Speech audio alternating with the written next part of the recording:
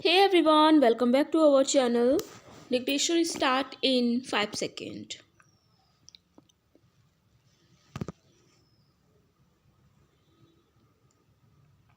Start. We are having this budget in the third year of the third 5-year plan. This is to say, this is the 13th budget under planning. But added to this is the emergency today, which naturally has an impact on the economic policies and, in particular, on the budget proposals. It is agreed on all hands that resources should be found for the strengthening of our national defense as well as for the country's economic development. I think on the whole it is a right approach in the situation that national defense and economic development should go hand in hand. We cannot have a strong self-reliant defense potential in the country either now or in the future or in any future at all without having a strong economic base, especially industrial base. For without a strong industrial base you cannot have modern defense in the world today. Therefore, on the whole, it is a right approach, and I think we all should stick to this approach instead of trying to counterpose one against the other. Therefore, on that score, there is not any controversy whatsoever, but there is ground for controversy when you come to the budget proposals. The tragedy of the present budget is that it heavily penalizes the patriotism of our people. It seems that those who have formulated the budget have taken into their heads that the legitimate sentiments of the people for strengthening the defense of the country, as we all stand for strengthening the defense of the country, could be exploited in a manner which is in a large measure against the interest of the people as well as against the interest of the defense economy. I wish to make it very clear that defense has two sides, weapons and equipment on the one hand, and the human side as well as the labor power of the working people on the other. I think we cannot conceive of a strong defense in conditions of discontent, privatation, sorrow, and suffering.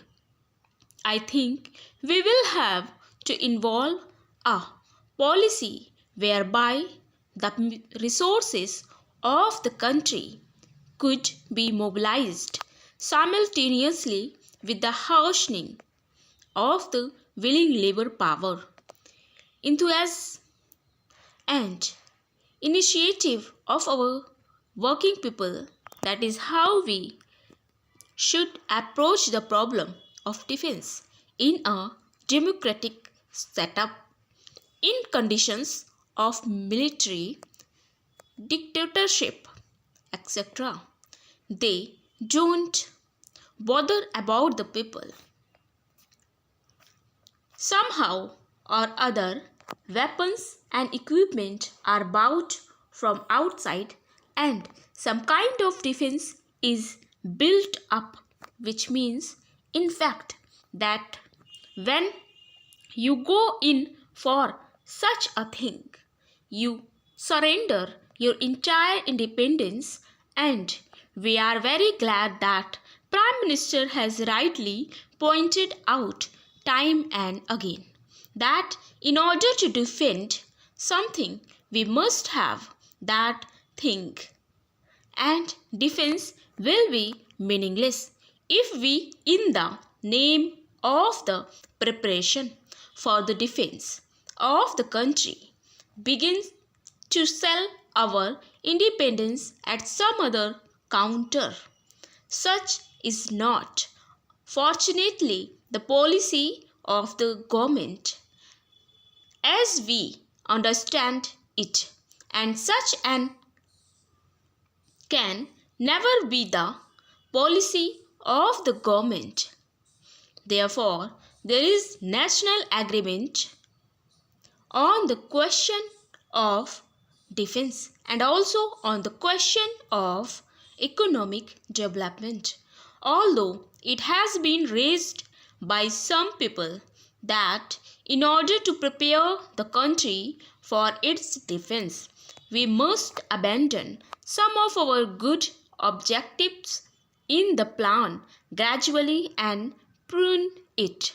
But by and large, the government, at least in the theory, has not accepted it, and we would also like the government not to accept it in point of fact, because as I said, no defense worthy of great independent nation like ours can never be built except on the foundations of a solid, growing, strong economy. Now, therefore, Madam Deputy Chairman, where does the controversy arise between ourselves and the government? The controversy arises on the question of finding resources, and the question to be asked today is how to set about the task of fulfilling the needs of the situation as a whole and the emergency in particular, and where to find and how to find the resources for the purpose.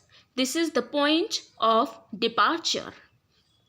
As far as we and the government are concerned, and I should presently go into the question of pointing out to you that the government's approach and the line of action is certainly not one which was inescapable or unavoidable. In the situation, it was possible for the government to raise the resources without going in for some of the harsh economic burdens which they have decided to impose upon the people. Let me come to the question of the compulsory deposit scheme. Here we have been supporting compulsory deposits.